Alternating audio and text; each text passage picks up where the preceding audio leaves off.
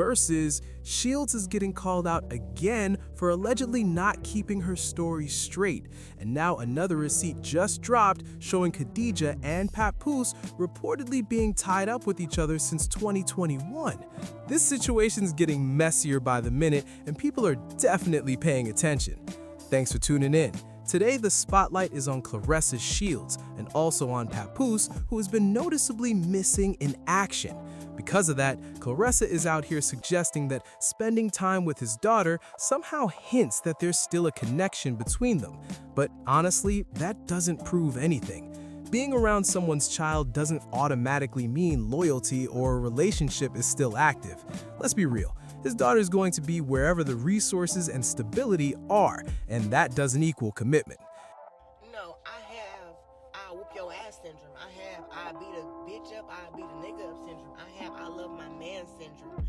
I wear what the fuck I want to wear even though y'all say that I can't dress syndrome. Like, what make you, like, how could you say that I have ugly syndrome? I have ugly girl syndrome. What are you talking about?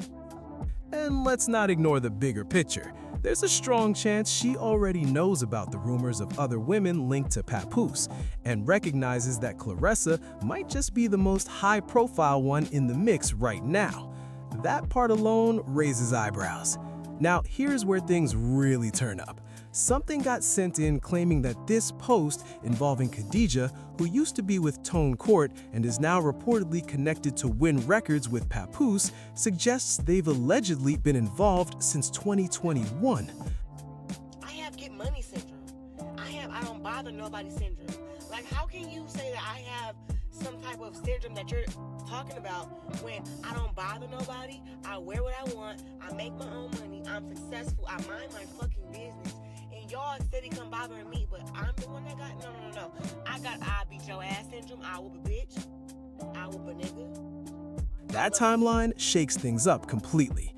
So when people keep trying to flip the narrative and say Remy Ma and Easy the Black Captain started everything, that doesn't quite line up. Like it's been said before, it's not so simple. Remy already spoke on her own experience, saying Papoose cheated while she was incarcerated, and that detail changes how this whole story hits. Remy Ma already put this out there. She said he basically ran through her money, had properties in different spots she had never even seen before, and when she came home, she was left with nothing. That's wild. Compare that to what people expected, like how Gucci Mane's wife held things down, building up his brand and empire while he was locked up. That situation turned into long-term success, but Remy's story sounds completely different. I love my man syndrome.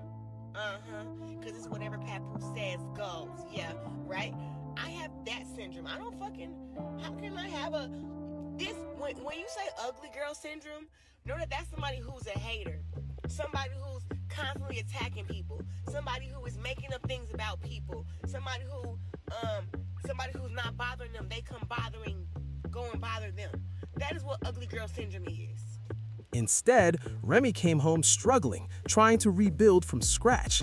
There were even stories about her getting into heated situations with other women connected to him during family gatherings, turning what should have been peaceful moments into straight chaos. Meanwhile, she's dealing with ongoing disrespect and rumors of cheating that just wouldn't stop. That's a lot for one person to carry. And it didn't end there. At one point, he was reportedly taking a cut of her earnings as her manager, but people are questioning what he was really contributing because it looked like things weren't moving forward the way they should have been.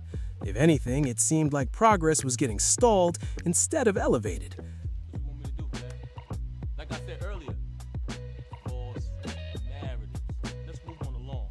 Okay, I signed for $1.5 million deal with myself and my brother DJ K-Slade. I'm touring in Norway, Amsterdam, Russia, touring overseas, touring Russia. In Africa, I'm like a god. There's footage of this. If you go online, there's a whole tribe of people who named themselves Papoose just off the influence of my man, right? Then came even more drama, with rumors surfacing about a possible child outside the relationship. That alone had people talking heavy, because it suggested the issues had been going on way before anything tied to Easy the Block Captain even entered the picture. So when folks try to rewrite the timeline, it just doesn't add up. Now, let's talk about this timeline for real. Back in 2021, Papoose reportedly teamed up with TuneCore to drop 12 projects in 1 year, one every month, and racked up over 60 million streams. That move boosted his name in the independent scene and led to him landing a major role as head of hip-hop in early 2023. Big move, no doubt. But here's where it gets interesting again. Around that same time, Remy Ma was making claims that she believed Papoose was allegedly involved with someone connected to TuneCore. That detail lines up a little too closely with everything else being said, and it's got people side-eyeing the whole situation heavy. Fast forward, and now more claims are popping up. But keep in mind, this is all alleged. This was sent in, and it's definitely raising eyebrows. The message says Papoose was messing with Khadija in 2021 because she was dealing with my bro for a short time, and we started seeing her around Papoose, but we didn't think much of it at first. We were like, that's Remy's husband. But now that everything is coming out, it's like, wow, I've actually seen them together in person. That alone has people looking at the timeline differently. It goes even deeper. The message continues. At that time, she was telling my bro that her family was trying to get some business going, so now everything is starting to make sense. When you line that up with everything else being said, it definitely adds another layer to the story. Also, ugly girl syndrome is calling a girl that's pretty ugly, so a lot of y'all have that. Because I know damn well that I'm not ugly, but the amount of times that I see it, y'all keep saying it to me because y'all want me to believe it. And it's like, I already know. Before they created... So now people are circling back to Pap's image. Critics are saying this challenges the idea that he was completely loyal throughout the marriage. There's a growing opinion that the narrative may have been flipped to make it seem like he was the one done wrong, especially when the situation with Remy Ma and Easy the Block Captain came into the spotlight. That shift in perception has a lot of people talking. And then there's the comparison being made. Some are arguing that the way Papoose and Claressa have moved publicly has drawn more attention than anything previously linked to Remy Ma and Easy the Block Captain, especially since that situation wasn't heavily pushed into the public eye at first. That contrast is what's fueling even more debate online. Now, here's another key point. If Remy hadn't spoken up and put certain details out there, it's possible none of this would have gained this level of attention. That's why the focus is now shifting heavily onto Claressa Shields, especially after her live session on her YouTube channel. People are questioning her statements and trying to line them up with everything else that's been exposed, and it's creating even more tension around this whole situation. Or before I knew about some motherfucking weave and hair and wigs and makeup and lipstick and eyelashes and eyebrows, I already had accepted who I was. I already had accepted my beautiful, natural face already. So when it comes to y'all talking about some... This whole situation is turning into a straight overload of receipts. There's a flood of clips and screenshots, especially around that moment when Claressa Shields posted that video showing off a ring and making it seem like something major was going on. That clip didn't just disappear either. It came back around and hit all the blogs heavy in November 2025, and people couldn't stop talking about it. But here's where the confusion kicks in. Claressa is saying that video is actually 3 years ago, while others are pointing to timestamps and saying the timeline doesn't quite line up. So now it's a debate over what's real and when it actually happened, and people are digging deep to find the exact date tied to that clip. Oh, she's ugly. Baby, I'm never going to believe that because I've never thought that I was an ugly girl when I made it past the age of 14. I saw my face, I saw my body shape, I saw my everything, and I was like, God damn, I'm a good-looking woman. Before going further, it's important to revisit what Papoose had to say, because his statements are also part of how this whole narrative is being shaped. Then, everything starts connecting piece by piece. Now, the clip Vlad TV referenced is actually from an older live Claressa did. In that video, she's confidently flashing the ring, hinting at an engagement and speaking like everything is official. When that footage resurfaced and went viral in November 2025, it instantly grabbed attention all over again. And here's another angle people are talking about. Some believe that clip didn't just randomly resurface. They think it was brought back at a very specific time. That timing lined up closely with the rollout of Remy Ma's network launch toward the end of November, which has people questioning if it was meant to distract or pull focus away. So yeah, a lot of people feel like that timing wasn't random at all. The clip resurfacing right in November, hitting blog after blog, just feels a little too convenient, especially when there are claims floating around that certain platforms might be pushing repeated posts about Claressa Shields, and somehow those same spaces are also the first to point out the alleged inconsistencies in her story. That overlap has people raising serious questions. Now, before even getting into what Claressa said recently, there's this timeline issue that keeps coming up, and it's not adding up for a lot of viewers. People are calling it a clear discrepancy, saying the details just don't line up the way they're being presented. So, you might as well stop saying that to me. You cannot convince a bad bitch that she's not a bad bitch. And then on me, everything is natural, ain't nothing bought. So when y'all come bothering me, it's like, oh, Clarissa got ugly girl syndrome. No! If a girl come disrespecting me or a man, I'm gonna disrespect them back. I have don't fuck with me syndrome. Leave me alone syndrome. Let me live in love and peace syndrome. Buy what I want syndrome. Here's where things really get tricky. After that clip went viral again in November 2025, Claressa came forward saying the video was actually 3 years earlier, which would place it around November 2022, which changes the whole narrative. Because if that were true, it could make it seem like she was still committed to her previous relationship and not involved in any of this drama at that time. But critics are pushing back hard on that claim. They're pointing to visible timestamps and saying the video actually came from June 8, 2024. And if that date is accurate, then the timeline shifts in a major way. That's why people keep saying the story doesn't quite match the receipts. And here's the thing, you can't really dodge platform records. YouTube keeps track of everything from uploads to live streams to shorts, all stamped with specific dates and times. So when those details surface, it gives people something concrete to compare against what's being said. And that's exactly why this situation keeps getting more intense. So when you really line this up, the timing looks super close. That video was posted less than a month after she allegedly officially met Papoose in person.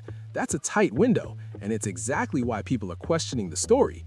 Because if that timeline is accurate, it raises eyebrows about how things actually started. I got that I'm in a league of my own syndrome. That's the syndrome that I have. Y'all bloated. Y'all gotta stop. People who I do know or don't know, I'm not gonna go on nobody's page and say, oh, you're ugly. Oh, you can't dress. I don't like your hair. What? So what? If you don't like my hair. So what? If you don't like my clothes. So what? Do you pay my bills? And then there's what's already been said by others.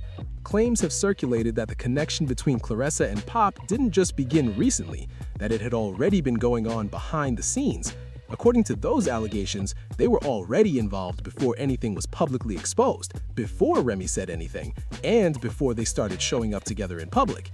That's why some people are side-eyeing the idea that their anniversary is August or September 2024, saying that doesn't reflect the full timeline.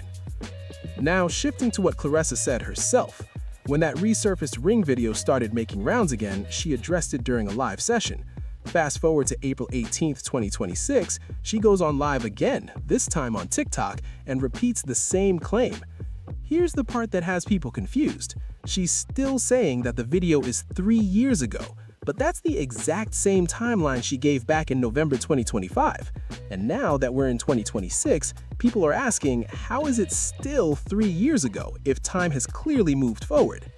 That's why the receipts are being brought back up again. Viewers are pointing to the June 8, 2024 date tied to that live video and saying the math just doesn't match what's being claimed. And once those timestamps enter the conversation, it makes everything even harder to ignore. You don't. So I don't understand that. That's why it's like kind of mind-boggling to me, but it's like, bro, I have make your own way syndrome. Get to the top by any means necessary syndrome. Make your money syndrome. Man, please take care of your family syndrome. That's what I got. I got don't bother me unless you want me to bother you syndrome. I got the when you start with me, I finish with you syndrome. That timeline just doesn't hold up. Saying it's 3 years ago doesn't line up with the actual dates being discussed. If it really were 3 years back, that would place things in a completely different window, around 2022 or 2023 depending on how you count it. But the clip resurfaced in November 2025, and now in 2026, the same 3 years ago claim is still being repeated. That's why people keep saying something feels off. And here's where the deeper questions come in. Some believe there's a reason Claressa keeps pushing that earlier date for when she was engaged to Tony Rich, because if that timeline shifts back, it avoids overlap with when she and Pop allegedly started communicating. And according to past conversations, including mentions tied to interviews like Tamron Hall, some people think that connection could go as far back as 2020. That's a big difference from what's being claimed now. Then, Claressa steps into the comments and tries to clear it up. She says, "We met July 6, 2024 at the Shakur fight. Pop was a fan of my boxing and sent me a congratulations video back in 2021, 2022, before I ever met him." That's her explanation, but even with that, people are still questioning the details. That's what I got. You go low, I go to hell syndrome. Fuck. But ugly syndrome, no. If a bitch bad, a bitch cute, I give her props. If she's successful, I give her props. But, I can't keep letting stupid motherfuckers speak on me and not put them in their place. Learn your place and stop talking about me. Especially if I don't know you. And you know what? Y'all can't get no clicks unless you mention Claressa Shields. That's the truth. The name ring bells, the name hold weight. Heavyweight. That's what it holds. Claressa Shields' name holds heavyweight pressure. Because now the focus shifts to proof. It's not just about statements anymore. People are asking for actual receipts. Not just social media messages or vague claims, but clear timelines that match up across the board. Right now, critics are saying the story feels inconsistent, and that's why the pressure isn't letting up. And to close this part out, there's one more reaction that's adding fuel to the conversation. A fan straight up said Papoose might be using Claressa, which takes things to another level. Then you've got others defending her saying, "A married Papoose is in love with you. Don't play about Claressa Shields." But at the same time, people are noticing he's rarely seen around. That leads to the biggest question of all. If everything is so solid, why hasn't there been an official divorce from Remy Ma? Where are the legal papers confirming he's fully single and free to move how he wants? Until that's clear, the situation is going to keep people talking non-stop. People are asking real questions now. If everything is so official, where are the legal steps? Where's the structured visitation plan for their child? Where are the divorce filings in any of the states where Papoose and Remy Ma are set to share property? Those are basic things people expect to see, and the absence of that has everyone talking. And then there's his presence, or lack of it. Folks keep pointing out that he's nowhere to be found in these day-to-day moments. Not upstairs, not downstairs, not anywhere nearby. Instead, he's reportedly moving around New York doing his own thing while the situation continues to play out publicly. At the same time, critics online have been throwing labels at Claressa, calling her everything from an entanglement to a side situation, and questioning why she's the one constantly traveling to link up. They're also bringing up past rumors like that Maserati Bud situation, claiming it raised even more questions about what was really going on behind the scenes. Those claims have kept the conversation heated. And let's be clear, being seen around his daughter doesn't automatically confirm anything serious. It was a birthday celebration, and people are going to show up for that regardless. That alone doesn't prove a locked-in relationship, no matter how it's being framed online. But here's another detail that keeps resurfacing. Some are pointing out that Claressa hasn't really addressed certain statements Papoose made himself. In that Vlad TV interview, he clearly said, "We've never lived together." That line alone has people pausing because it doesn't match the picture others are trying to paint. When you stack all of this together, the missing legal steps, the timeline questions, and the mixed messages, it's no surprise the situation keeps getting more attention. Yeah, that part is getting shut down completely. People are saying there's never been any confirmed ring tied to Claressa Shields, yet she's still trying to reshape the narrative in real time. And while all these live streams keep popping up, one thing stays the same: Papoose is nowhere in sight. That absence is loud. Even during that recent fight event with Alicia Baumgartner and Shadasia Green and their opponents, it was the same pattern. Instead of seeing them side by side, it's more talk happening over the phone again. That throws things right back to how it looked in 2024, when everything seemed distant and unclear. That's why people aren't buying the hype.